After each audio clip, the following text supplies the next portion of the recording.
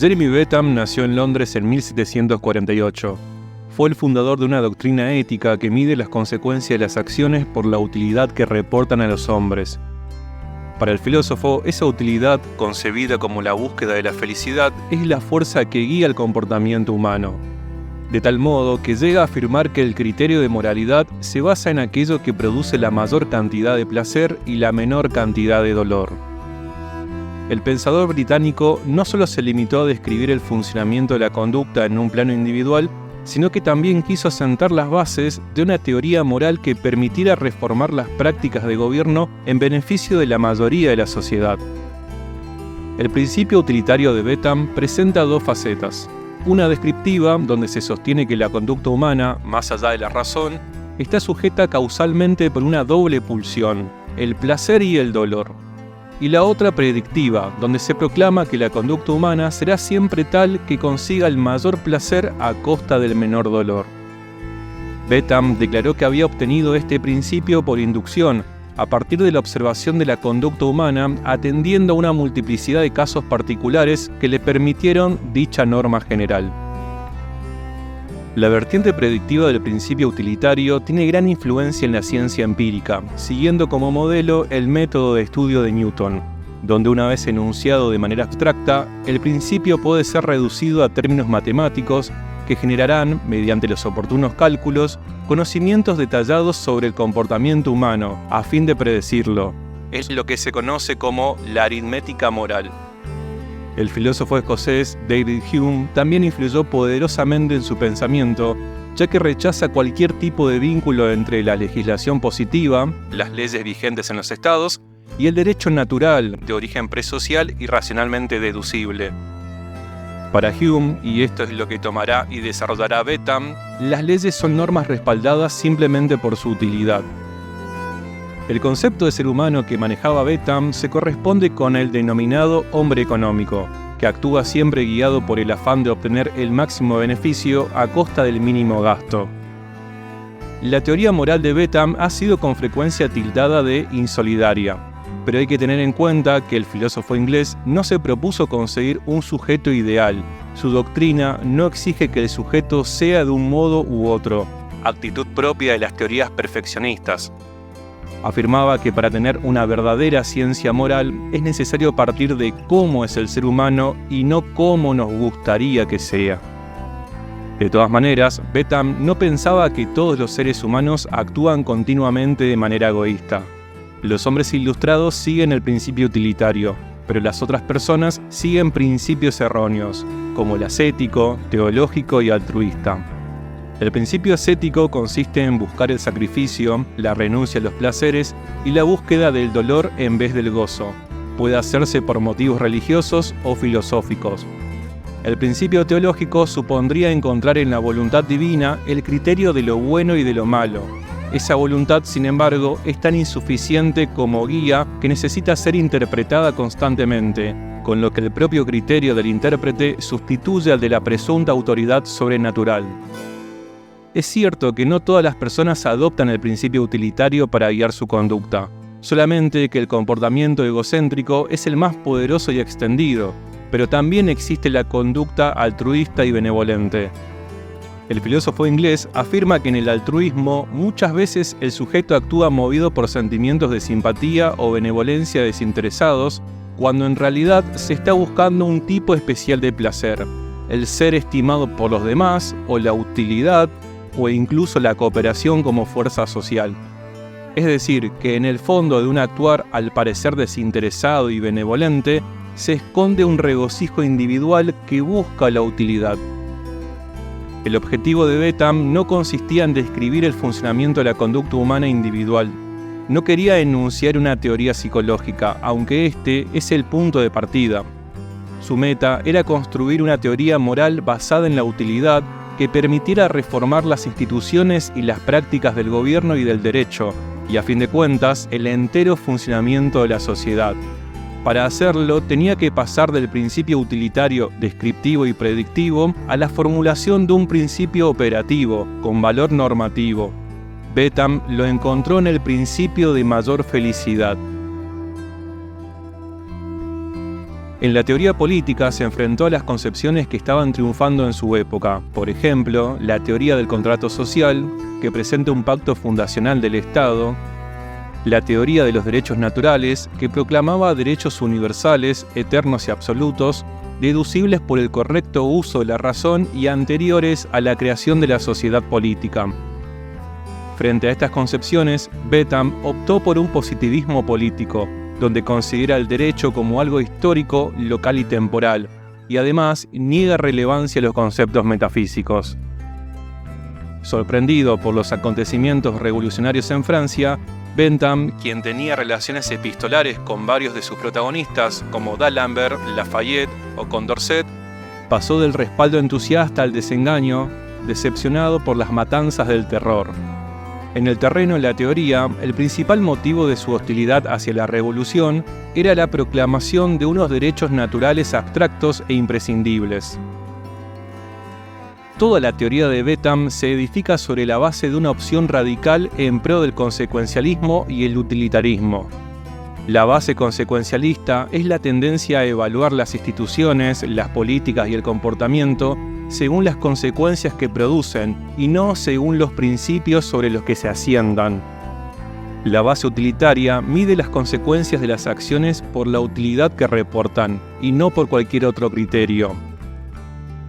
A partir de estas bases empíricas y antimetafísicas, el filósofo inglés desplegó toda la potencia de su razón analítica al servicio del progreso, la libertad y el bienestar. Lemas ilustrados. Es la utilidad, la búsqueda de la felicidad, la fuerza que guía el comportamiento humano. A partir de ahí, ¿qué debe hacer el gobernante? Ya que la felicidad supone el resumen de las aspiraciones humanas, también debe encarnar el fin que guía las acciones del Estado. El gobernante tiene a su cuidado el bien común. Su objetivo debe ser, entonces, la mayor felicidad de los ciudadanos. Y dado que la unanimidad no es imaginable en los asuntos humanos, el fin debe ser la mayor felicidad de la mayoría, pero sin perjudicar por ello a la minoría. Cuando se dice que la meta es la mayor felicidad, se puede caer en ficciones como la mayor felicidad de la sociedad, del pueblo o nación, o expresiones semejantes. Cuando Bentham dice la mayor felicidad, es un enunciado que remite a las personas reales, a los individuos que componen la sociedad. Ahora bien, ¿qué proporciona la mayor felicidad a los seres humanos? Esta pregunta no tiene respuestas, ya que las sensibilidades personales son muy diferentes entre sí, hasta tal punto que no se puede fijar una única fuente de placer, y ni siquiera es posible identificar su fuente principal. La gente encuentra placenteras las cosas y los hechos más diversos, incluso siendo incompatibles. No existe unanimidad entre personas en esta cuestión central. No se puede hablar, entonces, de la mayor felicidad a secas. Bentham prefirió el enunciado la mayor felicidad de la mayoría, del mayor número. El principio utilitario expresaba que el fin del gobierno y del derecho debía ser la mayor felicidad del mayor número de personas. Aunque hay que advertir que la mayor felicidad del mayor número no debía conseguirse a expensas del sacrificio de una minoría. Si un grupo social fuera sacrificado totalmente en una sociedad dada, con el objetivo de maximizar la felicidad, la suma total de la felicidad conseguida en esa sociedad sería muy inferior a la que se obtendría sin ese sacrificio. Para entender que el sacrificio de una minoría es incompatible con el utilitarismo de Bentham, es necesario detenernos en un concepto clave: el marginalismo económico, del cual el filósofo inglés fue uno de sus precursores. Frente a la teoría del valor de las cosas basado en el trabajo que las produce, el marginalismo defiende que las cosas valen según la utilidad que reporten, y que esa utilidad se mida por el margen de diferencia entre el dolor y el placer. Uno de los principios básicos del marginalismo es el de la utilidad marginal decreciente. Este principio afirma que es cada vez menor la utilidad marginal que reporta la adquisición de una nueva unidad de un bien del que ya se tienen otras unidades, por lo que la adquisición de nuevas unidades de ese bien, llegado un momento dado, deja de ser interesante, ya no es útil, e incluso puede llegar a resultar una carga en vez de representar una ventaja. Teniendo en cuenta este principio, si en una sociedad se quiere medir el monto total de felicidad, se debe considerar los bienes adquiridos y el sector de la población que están privados de ellos. Un claro ejemplo es el sistema económico esclavista. Una sociedad en la que un sector de la población esté totalmente privado de la libertad tendrá un monto total de felicidad muy bajo, aunque el resto de sus miembros, incluso siendo un porcentaje mayoritario, disfrute de niveles muy altos de felicidad. Así, por el principio de mayor felicidad, ha de entenderse la mayor felicidad del mayor número, siempre que no quede sacrificada totalmente la felicidad de ninguna minoría. Si bien no es del todo correcto para este caso, el siguiente ejemplo puede darnos una idea sobre el marginalismo económico. Imaginemos, la utilidad que reporta obtener una casa por primera vez es de 100. Acá podríamos entrar en detalle y diferenciar la utilidad para una persona que alquilaba y la utilidad para quien vivía en la calle, pero no es necesario tanto análisis en este ejemplo. Entonces, utilidad por obtener una casa por primera vez, 100. Ahora bien, si una persona que ya es dueña de una casa obtiene otra, seguramente se pondrá feliz ya que ello resulta un incremento de la utilidad. Pero la utilidad adquirida por esa segunda casa nunca será igual a la que obtiene alguien cuando consigue ser dueño por primera vez. En otras palabras, uno se pone más feliz cuando accede a una vivienda propia por primera vez que por segunda. Entonces, podemos decir que la utilidad de una segunda casa es menor, por ejemplo, 50. Una tercera casa podría ser 25.